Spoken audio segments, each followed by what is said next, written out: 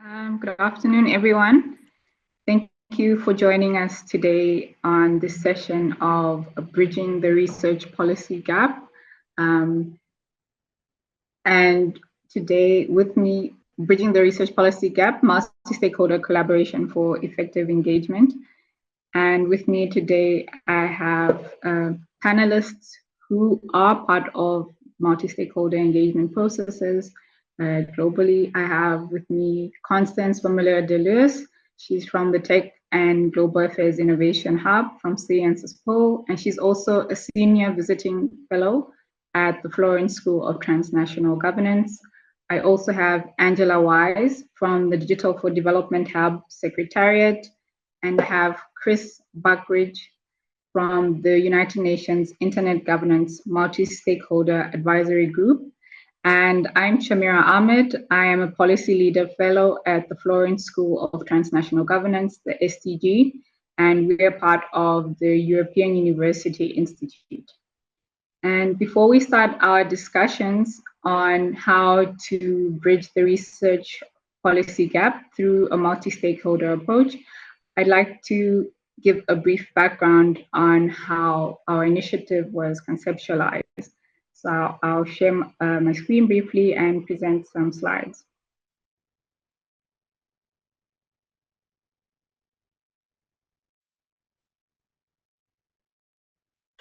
Can you see my screen?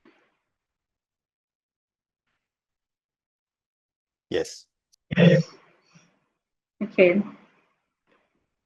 So before we start with the practical discussions, I'd like to share that the organizational framework in which we are framing the discussions and how we started the initiative. So as you may or may not know, SciencesPo and the EUI are part of the Civica network of European universities, and the aim is to integrate Pan-African alliances that shape the universities of the future to boost the excellence dimension of higher education, research, and innovation amongst its members. So beyond the fact that the EUI and SciencesPo are part of the Civica network, they also have different initiatives to enhance interdisciplinary research. For the EUI, we have the Interdisciplinary Research Cluster, which aligns to 6 themes that are also in alignment with the Civica research focus areas. And these are transnational democracy, environment, digital transformations and society, crisis of expertise, inequality, and finance and society. And these are all overlapping with some of the discussions that we're going to have today. And from the Paris School of International Affairs, we have the Technology and Global Affairs Innovation Hub, whose core mission is to accelerate collaborative technology and governance to address global affairs.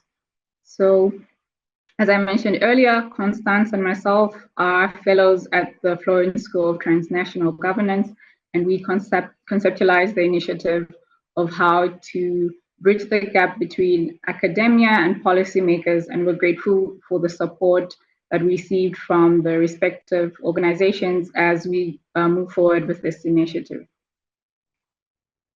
And as an academic institution, we are going to ground some of the discussions with the conceptual framework and the theoretical rationale of why we decided to have this initiative from a theoretical basis before we start having or expanding the discussions into the practical aspects and how there are practical examples of multi-stakeholder engagement and collaboration on the digital economy.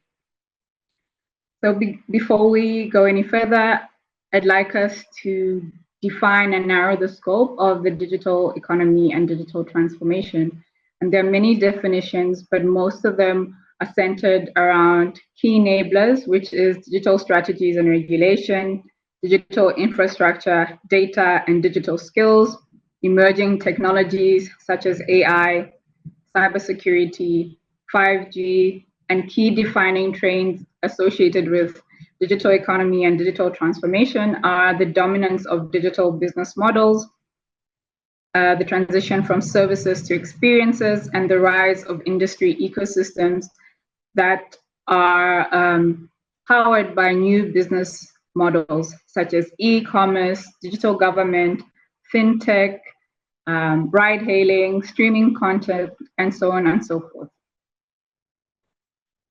And if you're wondering why digital technologies are important, why it's important to enhance a multi-stakeholder approach for digital technologies, there is a lot of hype surrounding digital technologies, and also the United Nations has recognized digital technologies as part of their toolbox to implement the Sustainable Development Goals, which aim to address pressing global challenges such as inequality, poverty, climate change, and poverty and environmental degradation.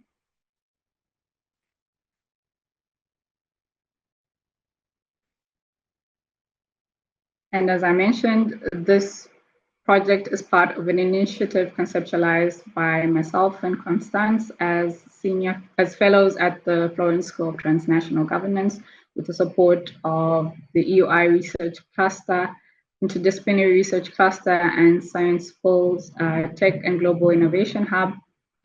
Our conceptual framework is based on policy documents and also emerging research on the concept of responsible research and innovation. So in terms of promoting responsible research and innovation from a policy perspective, this is in line with the European Union's Horizon 2020 framework program for research and innovation. So the key aim of the Responsible Research and Innovation Program is to achieve the United Nations Sustainable Development Goals and also boost the EU's competitiveness and growth. At a high level, the RRI aims to foster the design of inclusive and sustainable research and innovation with an emphasis on co-creation and co-production within the knowledge society and essentially framing science with and for society. RRI also strives to align research and innovation to the values, needs, and expectations of society with a strong emphasis on societal grand challenges which the UN's SDGs aim to address. And it also seeks to anticipate and assess broader implications of R&I in an ethical, inclusive, and responsive way, including through reformed international cooperation. And later in this discussion, you will see practical examples of how that feeds into actual implementation of the EU's strategies. So when we investigate further the pillars of responsible research and innovation, we see that it's guided by 6 principles: ethics, gender equality, governance, open access, public engagement, and science education. It also highlights a multi-stakeholder approach for global grand challenges. You have policymakers, the education community, business and industry, civil society, and of course, the research community. And when we analyzed, is there a need for responsible research and innovation in the current global discourse and governance for frontier technologies? The answer was yes.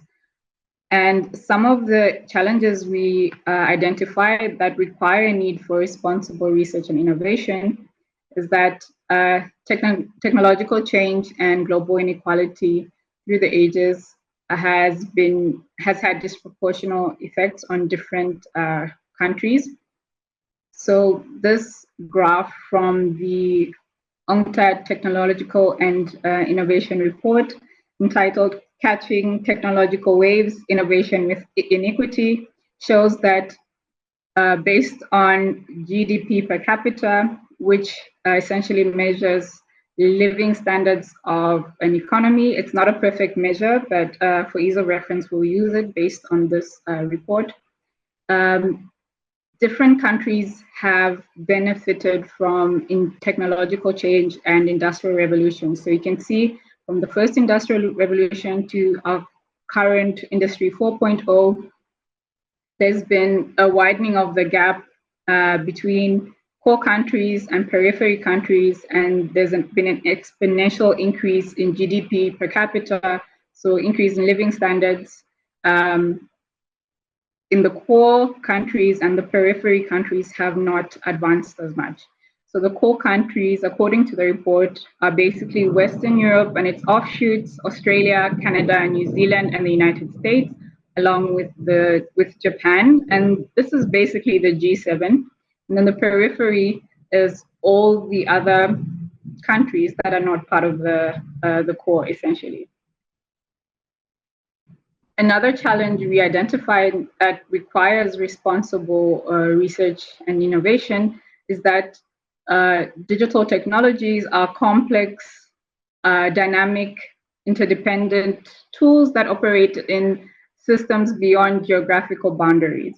So if we think of the quadruple helix model, which was used in this report on harnessing future frontier technologies for the SDGs by UNCTAD, it's the 2018 Technology and Innovation Report, we see that the quadruple helix model that has firms, researchers, government, and civil society has a lot of dynamic processes in order to enhance innovation performance and technological upgrading.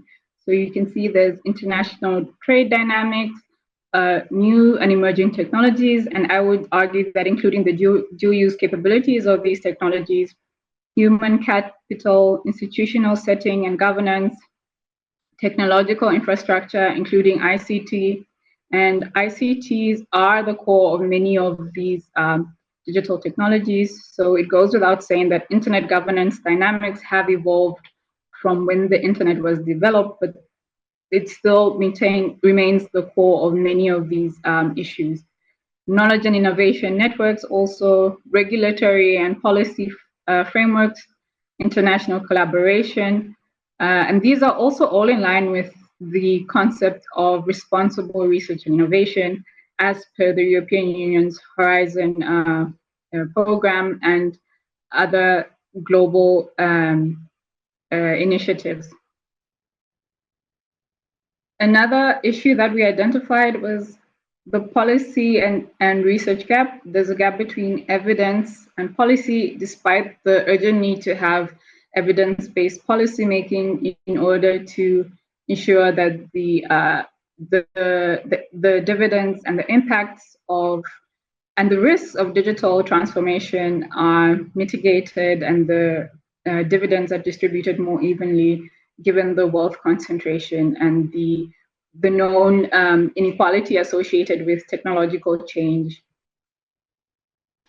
So what are our proposed solutions in this case? And then I'll highlight the theoretical rationale and considerations that we found during our study, and in the discussion further, we will talk about what we've been doing in practice and some of the practical challenges and opportunities and risks that my panelists have observed in practice.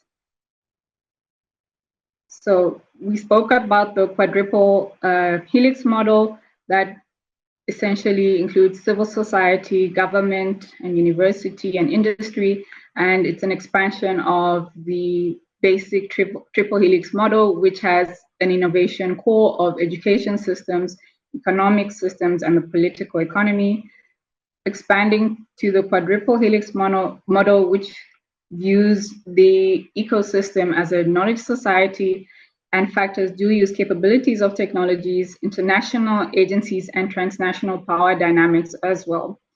And then if we expand it now to the socio-ecological transition that we're seeing in a lot of strategies and implementation, and also as part of the EU Horizon project and the other initiatives that are complementary, such as the EU Green Deal, we can see that the context of STI is to support both natural environment and society. But then if we reflect back on responsible research and innovation, there's also different factors to consider, such as the context, ethical innovation, inequalities such as gender, and other social technical issues that are not necessarily aligned with just the initial core of the innovative model.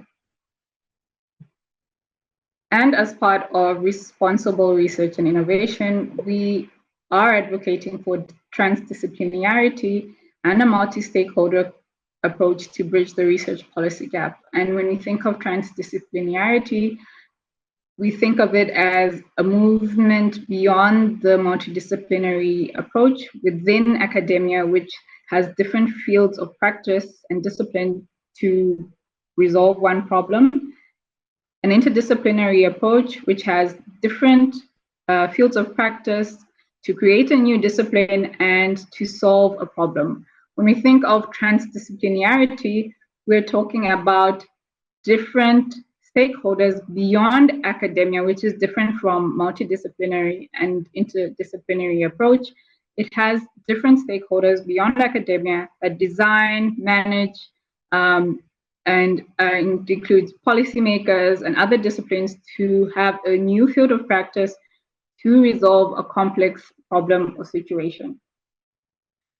So in summary, given our theoretical rationale and the background on how we started this initiative as fellows at the Florence School of Transnational Governance and with support of the EUI Interdisciplinary Cluster and SciencesPo Global Tech and Global Affairs Hub, the aim of our EUI SciencesPo Digital Economy Policy Brief Series is to foster transdisciplinary knowledge and knowledge co-creation, offer actionable policy recommendations, and promote multi-stakeholder collaboration. And we'll be doing this going forward, working with different stakeholders and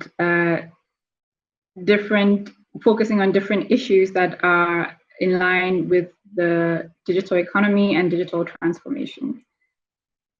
These are the references we used, and thank you for your time. So with that background in mind, I'd like to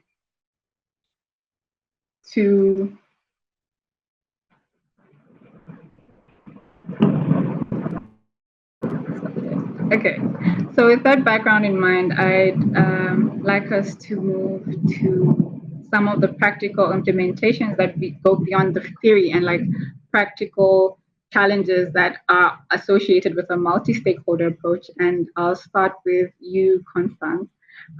You have a unique perspective on the intersection of academia and practical policymaking.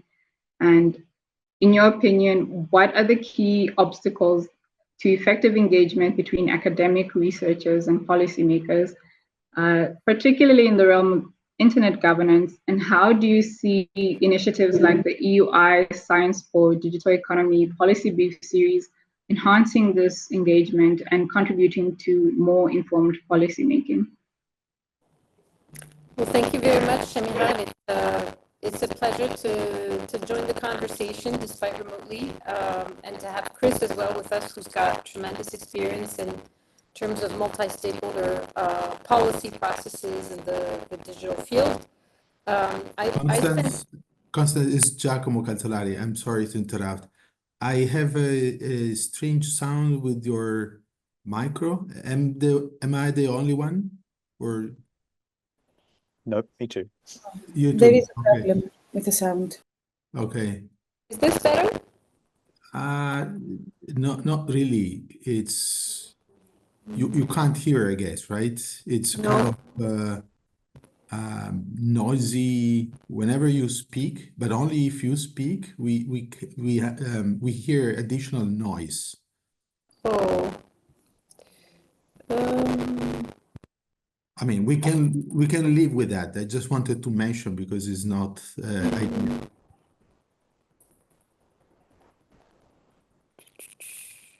Not sure how I can fix this. It's a distortion of your voice. Perhaps if you have a set of headphones with a mic, it might solve it. Okay. Okay, just to save on time, we'll move on to Chris. We have a small technical difficulty. Thank you, Constance. So Chris, Constance highlighted that you have experience with multilateral engagement as a member of the UN's International Governance Forum on multi-stakeholder, essentially multi-stakeholder. You're a member of the multi-stakeholder advisory group, and that's just one of the hats you wear amongst other hats at the global multi-stakeholder level on internet governance. So you have a broad view of global digital governance issues. Could you share some successful examples of how interdisciplinary or transdisciplinary multi-stakeholder initiatives have actually influenced global policy discussions? Sure. Thanks, Shamira. I was looking forward to bouncing off some of what Constance was going to say, but I think this is probably fine as well. Yeah, as you said, I'm currently in my third and final year as a member of the multi-stakeholder advisory group for the Internet Governance Forum. And the Internet Governance Forum is coming up to its 19th, I believe now, annual event, or an annual cycle, as the sort of preeminent UN level example of multi-stakeholder internet governance, and focused on that. So I mean, I think over the nearly 2 decades that it's been running, the IGF has evolved really a number of different ways to manage and to encourage and foster the kind of transdisciplinary governance and cooperation that you're talking about. Recently, I was actually one of the authors working with the DNS Research Federation on a paper called Net Effects, an evidence-led exploration of IGF impact. And so the motivation behind that paper was really going into, so next year there is a 20-year review of the UN's World Summit on the Information Society, and that was the conference and the event out of which the IGF was mandated. And so this 20-year review is sort of an opportunity to look at what's taken place, look at how well the mechanisms like the IGF are actually achieving the goals laid out for them 20 years ago. And the research that we did actually had some really interesting outcomes, because this was an attempt to look at really the direct impacts and the indirect impacts that these events had, talking to participants. So we did, I think, around 50 or 60 interviews with different people, but also doing some textual analysis on a lot of the documentation produced. So looking at how different topics or different issues were reflected in that. In terms of the direct impacts, and so the ways in which this multi-stakeholder process had really direct influence on policymaking, one of the points that was raised was in relation to internet interconnection, and so particularly internet exchange points in the global south. And so that went from, in 2007, around 12 functioning internet exchange points in Africa, which means that traffic can actually move within the African continent, to in 2023 being 53 active IXPs in 47 cities and 36 countries. And so that's a really significant leap. And speaking to a lot of the participants, that discussion in a multi-stakeholder venue where you actually brought in the private sector who understand, you know, how traffic movement it develops and what's important, public sector who need to be providing the regulatory support and or at least not standing in the way of progress in that space, and just educating all of the stakeholders as to what different sides were feeling about the issues. And so that was a really direct impact. The other way, others that we've seen, is some community connectivity and community networks, which was a really very hot topic politically, because there were some concerns about it in, say, the ITU, the UN's Internet Telecommunication Union. That translated then into some multi-stakeholder discussions in the IGF, which saw that idea much more universally or readily embraced by a lot of governments, which is really an important step in increasing connectivity in the global south. In terms of indirect impacts, there was looking at sort of online harms, that issue as it's evolved over the last few years, we saw the discussions that were in the IGF having a really direct, well, a reasonably direct impact on some of the policy discussions, for instance, in Brazil, where there was a draft bill on fake news, which is actually not doing so well right now, but was really driven in a very bottom-up way from the community working with the politicians there. And it also really helped to bring around some consensus views in relation to the IANA stewardship transition, which was a really significant event that took place in 2016, where a number of the really core functions of the internet passed from the United States government's stewardship to a global multi-stakeholder stewardship. And that IANA stewardship transition process is actually itself a really important example of a multi-stakeholder process having a very real and practical outcome on policy. I had a few other examples, which I probably won't race through here because I don't want to take up too much time. What I wanted to really stress is in relation to a multi-stakeholder approach to this decision-making, the fundamental goal, I guess, as with most policymaking, is to reach the best decision, but particularly with multi-stakeholders, to reach the best decision that everyone can buy into, because when you're operating in a global network of networks, you actually need that sort of proactive buy-in and alignment from people, because it's not something you can enforce in a top-down way.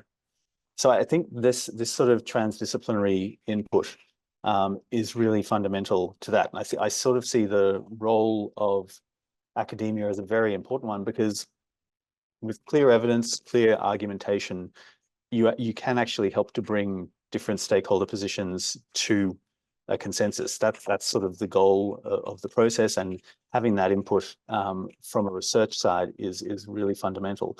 It reduces the risk of political or ideological takeover, and I think that's one of the real threats that we see at the moment in relation to digital policymaking, is that this, politics really taking over at the expense of the best technical or even the best sort of social or economic outcome for stakeholders, and also really foster the transparency of the debate. And that transparency, that sort of openness to everyone being involved, everyone being able to understand the different perspectives and bring their own views to the table, that's really at the heart of the multi-stakeholder approach. And that's where this kind of transdisciplinary work is so important.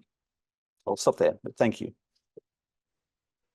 Thanks, Chris. You gave us a lot to think about on your practical experience working in the multi-stakeholder engagement processes at a global level with technical experts from political economy dimensions and also civil society contestations that happen at the global stage beyond the power dynamics between different countries.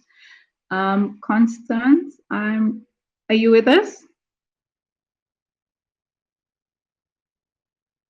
Okay, we'll move to Angela. Tell us about her experience with global multi-stakeholder engagements.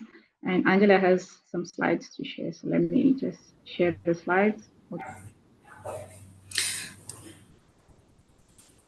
Thanks, Shamira, and thanks for having me today. And also for giving me the opportunity to share with you a little bit more about the work of the D4D Hub and its multi-stakeholder engagement. So if you just want to move forward on the slides. Thank you. So the D4D Hub has been really set up as a strategic platform for European collaboration efforts on digital, also with the aim to boost investments. And at the heart of these efforts, we have the multi-stakeholder approach. So we bring in private sector, civil society, and academia. So on the next slide.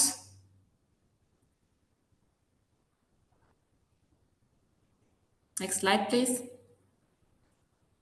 Yes, you can see our core principles. So we work around a win-win partnership, a multi-stakeholder approach, as I just mentioned, sustainable and green digital transition, the human-centric approach, and data security and protection.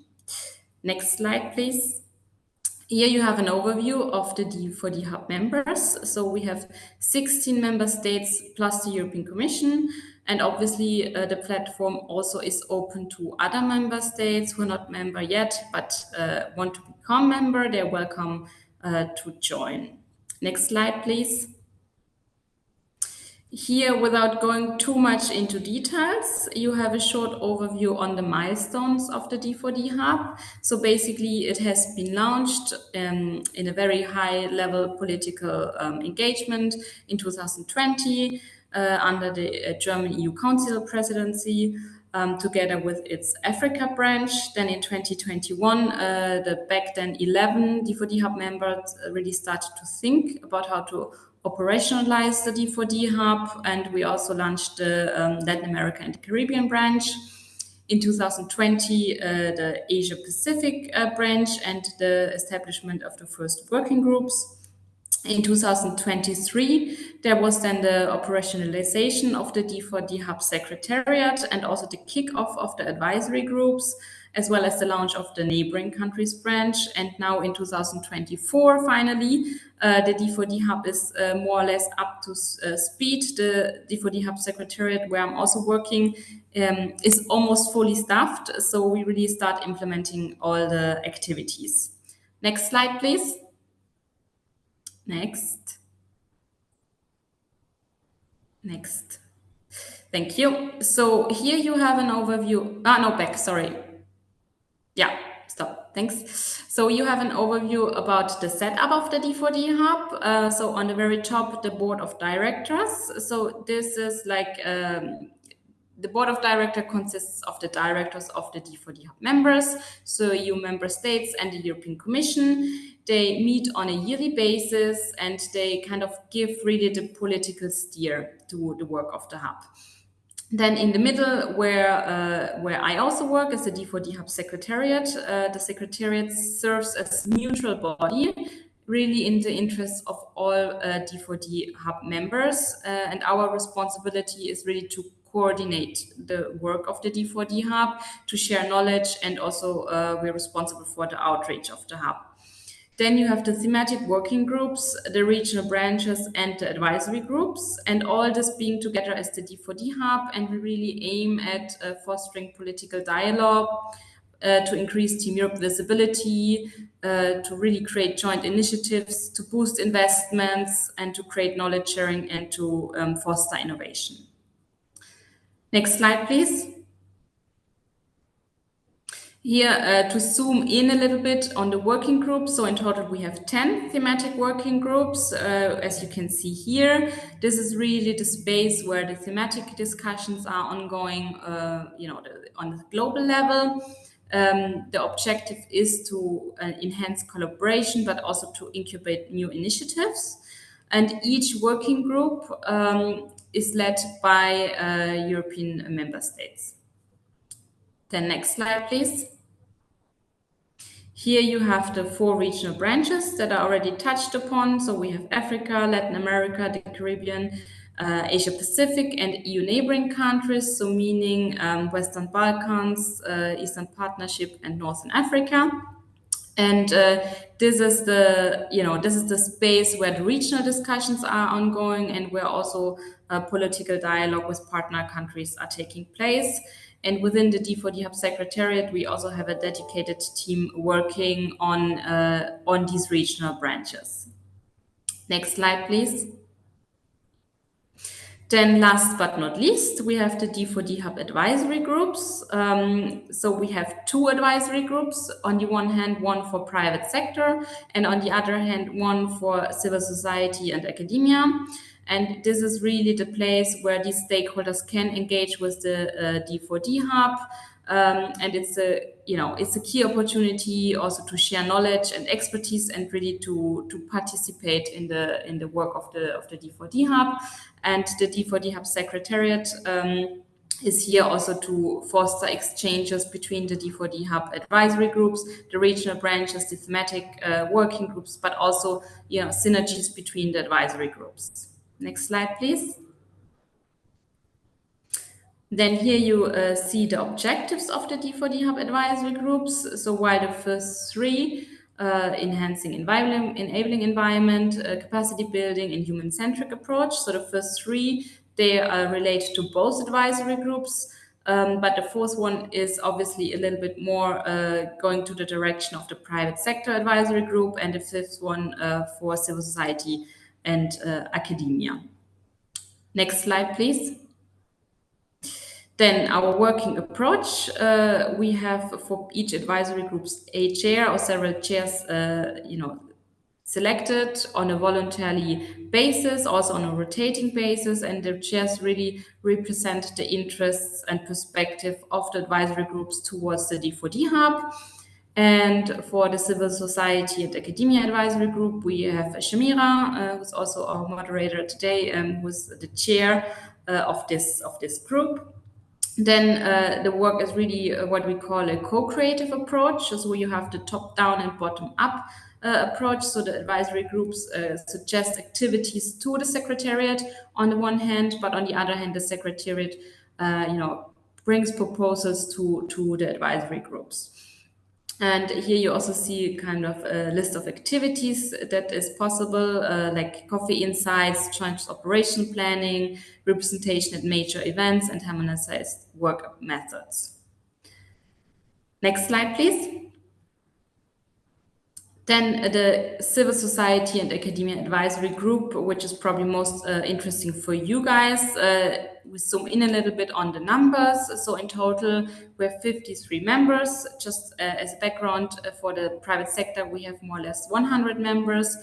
But for here, 53 and 58% represent civil society, 34% universities. And then within this group, we have kind of two subcategories, which we call pioneers and networks. So pioneers have proven digital experience or really a robust body of work or research on the core principles of the D4D Hub. And the networks, they must represent at least 10 CSO or research institutions working in digital. Then next slide, please. Then the benefits of joining the civil society advisory group is like to contribute to the work of the D4D Hub, to provide evidence to steer our work, and obviously also to showcase best practices, lessons learned, research and findings, and also to access information on different programs and projects, and also Team Europe initiatives of the D4D Hub. Next slide, please.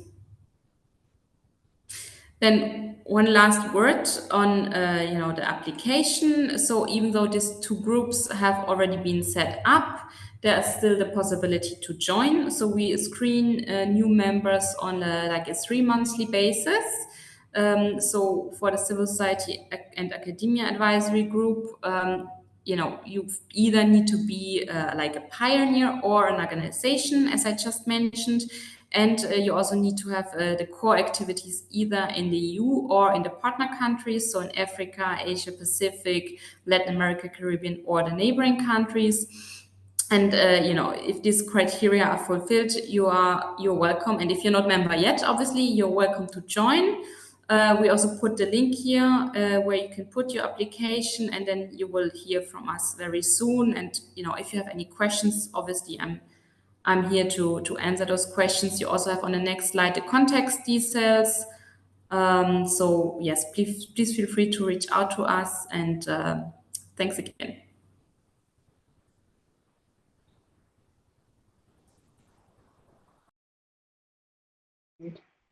Thank you, Angela. Yes?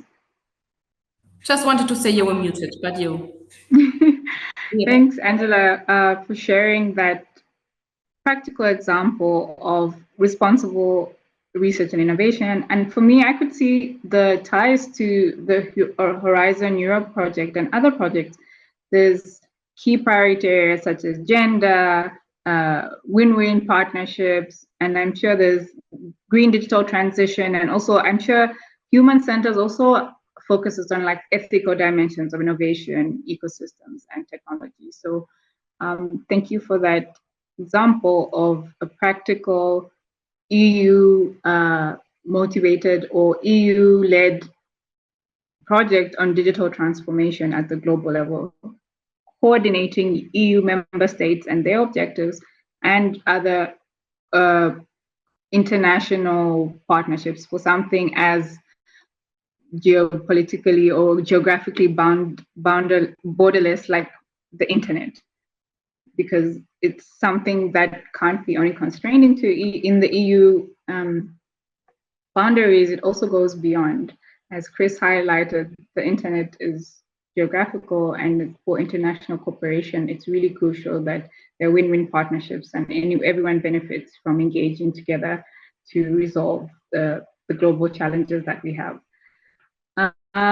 So Constance, are you there?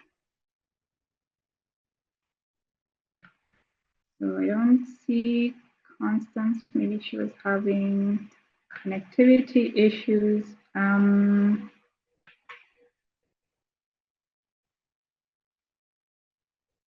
If you want to see the details in the chat of the D4D Hub and the paper that Chris mentioned, you can please look at the chat. Does anyone have any questions from our audience?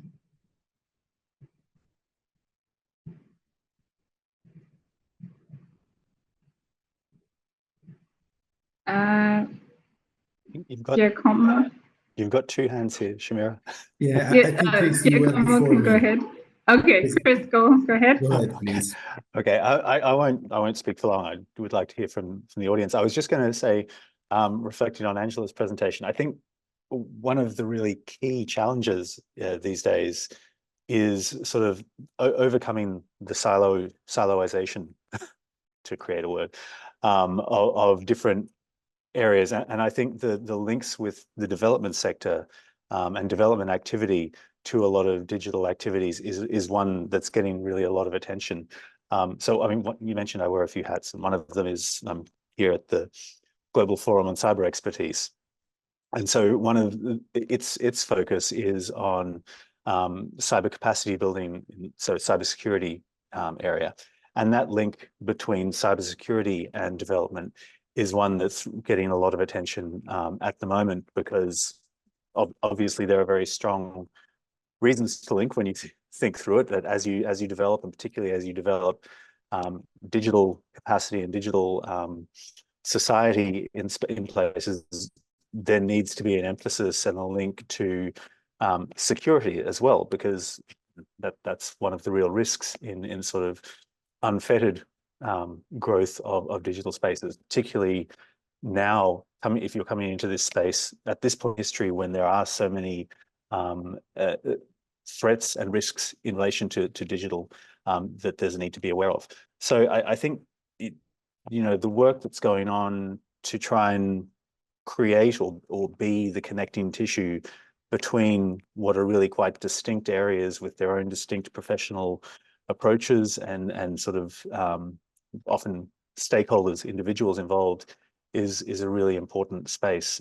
So it was really interesting to hear from Angela and what D4D Hub is doing. Yes, Giacomo, please go ahead. Thank you. So first of all, thanks a lot for your presentations, and I hope we can have Constance back in the group, but let's see. So let me tell you, I'm an economist at the institute at the EUI, and I'm one of the co-organizers of the interdisciplinary research cluster on digital matters, let's say. And I have a general question, which is on a practical side, I guess, to all of you, which is something that we are grappling with. That is, whenever you enter into an environment with multi-stakeholders, and I guess you have plenty of experience on that, one of the key issues, probably more relevant for the academic world, but I guess also more broadly, is that of moving away from multidisciplinarity, as Shamira was saying, into interdisciplinarities and ideally into transdisciplinarity, an increase in difficulty. So to the point that at EUI, we decided that our current aim, maybe in the future things will be different, is to foster interdisciplinarity. And still, it's quite a bit of a challenge, especially for people working in academia. So I give you an example. Very practically, we don't have, well, there are some, but not so many good and respected international journals that could publish strong interdisciplinary research. There are some, of course. If you think about Nature, Science, these are very broad journals. Now, when you lack this type of, that's an example, but when you lack this type of recognition, then you enter into really troubles in finding the right incentives. So the question to you all would be, in your experience, what was the most effective incentive approach somehow having people on board on this type of problem?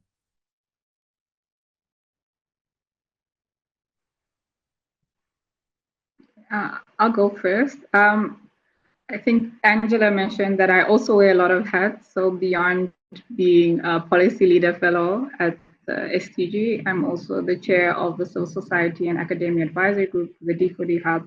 And I've also been working in the policy knowledge ecosystem for over a decade. I'm a founder of a think tank, the Data Economy Policy Hub. And there we've been working on transnational issues related to the digital economy broadly and sustainable digital transformation. So yes, I acknowledge that incentives for academia are quite different, and it's quite stringent, and you need to be able to have a publication, because of the nature of the job, you need to have a publication record in certain journals. It's not as easy as just being part and participating for good. You need to also have other incentives. And I'm sure Angela will highlight that private sector also needs to have incentives for being in working groups. So because it takes a lot of time and takes away time from other work that you have. So what I found just from being in a number of these working groups is that of course it's voluntary and it takes time, but I think it's important for something like the digital economy that affects society. I'm not sure what incentives we could give academia. It depends on the individual basis or how you want to influence the policy discourse, like at the global stage. There's lots of initiatives and how much you want to influence the policy discourse with your research, which you can do if you're part of a working group. Then you can influence some of the discussions. Some of your work can be part of these global gray literature or public policy documents. That would be the incentives that I could think of. But beyond academic recognition, you also have that input or that influence that I see a lot of economists, as you know, often have that input beyond academia. They also are involved in policies processes like Stiglitz, Maria Mazzucato, and so on and so forth. They're quite known beyond academic research, contributing to policy processes and national strategies, for example. Angela, go ahead. Yes, thank you. Just echoing actually what you have been saying, because obviously we have these two advisory groups, on the one hand private sector, on the other hand civil society academia. So the incentives and the benefits for both groups are different, right? I mean, we try to put them together whenever possible, but then there's also the need to have them separate. For the private sector, obviously, we're talking more about, investments, about this kind of financing opportunities.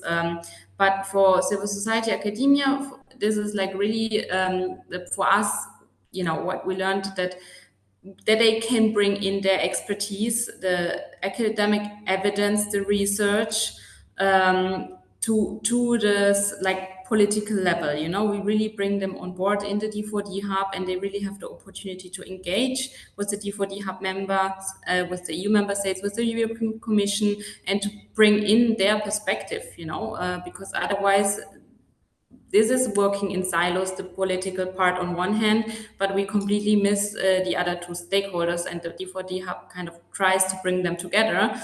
But, you know, I'm not like hiding that this is a big effort. So there's like one of the things that really the D4D hub secretariat is working on, this to make this specific link between the stakeholders and the D4D hub members, because otherwise it's really, you know, there are high chances also to miss this link. So there needs to be somebody behind to always put it on the table and to always bring it back to the discussion. I mean, private sector, obviously, in this whole European discourse is now much more present with the launch of the global gateway and the leverage of private investment. So this is like more natural that they come in, but civil society, academia, it always needs like an additional effort. Not saying that the European Commission does not recognize the importance, but you know, I think it's really crucial to have this kind of platforms like the D4D hub to bring all the stakeholders together. Thank you. Thank you, Angela. Chris, please go ahead. Thanks, Shamira. And I don't have a lot to add here, except, I mean, Giacomo, I think it is a really interesting question as to how do you sort of maintain that incentive or develop that incentive. That the whole idea of sort of multi-stakeholder, that term stakeholder, implies that these are people who have an incentive of some kind already. And so that, I mean, I think that's important to recognize. But then the adjacent to that, there is also, you know, do they see the value in whatever the activity is? Is it actually reflecting what their stake is? And that's, I think, yeah, in any of these scenarios or these structures, there's a need to communicate the value, communicate the effectiveness of this process or the structure that's being carried out. As I say, I think that was a bit the motivation behind the UK government funding this net effect study, is to sort of say, okay, you know, we talk about the IGF, people sort of see it as just a talk shop. Here's what the actual impact was. Here's what actually gets done, and use that as an incentive for people. Now, I think the incentives for academic participants are probably quite specific and a bit beyond my ken, but it's certainly not a challenge that's unique to the academic space.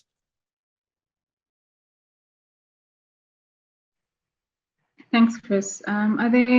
Giacomo, do you have further questions? No, I was just, I wanted to thank for these replies are very interesting and useful. And I just wanted to comment that indeed, a relevant dimension or a dimension that's becoming more and more relevant for academic is what we call impact assessment of research. And I think what you guys are doing is a very relevant outlet or way to really certify in a serious way the impact assessment of scholars. At the same time, I still see difficulties, not in your specific case, but in general, in somehow, and this is me being an economist showing up again, between matching demand and supply on this dimension or on impact assessment, both on the ability of academics to show to their respective constituencies or environments their ability to have an impact, and on the other end, on, let's say, on people like on your side, the ability to offer academics this framework in order that you can have this kind of match of demand and supply. That's very, very useful talk. Thank you. Yes, definitely. And I'm sure because like the performance indicators of your contract are not about impact assessments and how you're involved in a working group. There are different metrics and indicators to show that your performance as an academic are useful for the university or whatever incentives that you need to have. So Constance won't be able to join her had a technical difficulty with technology. How ironic when we're talking about technology, but thank you for your time. If there are no other questions, let me see the chat. Okay, yeah, no other questions. Angela and Chris, I'd like to put you on the spot with some parting words for 60 seconds. Chris, you can go first. I'll jump in. No, thank you, Shamira, and thanks everyone for the discussion today. I do think it's this idea of how to get beyond silos, how to sort of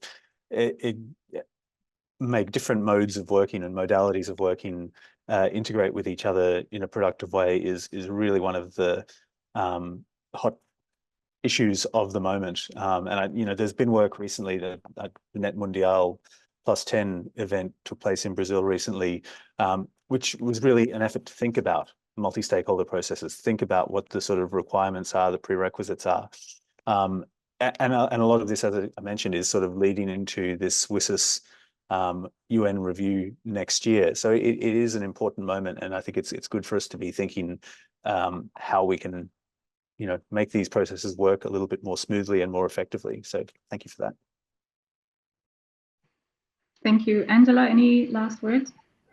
Well, thanks a lot for the invitation and for letting me present the work of the D4D Hub, which I think is really a crucial kind of platform effort from the European Commission and its member state to bring in a different stakeholder, and really is an example of a multi-stakeholder approach where we bring together, civil society, academia, private sector, and politicians. I posted in the chat, and also my colleague Atsiri, who's also with us today, some more links to our website, and also a link to how you can apply for the civil society academia advisory group.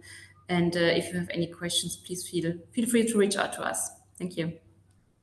Okay, thank you so much for the opportunity to present as part of the EU Interdisciplinary Cluster. And I see we're out of time, but I hope we can continue with future engagements. And this is just a small initiative on how to strengthen the multi-stakeholder approach between academia, civil society, and of course, other stakeholders. Thank you, everyone. Bye.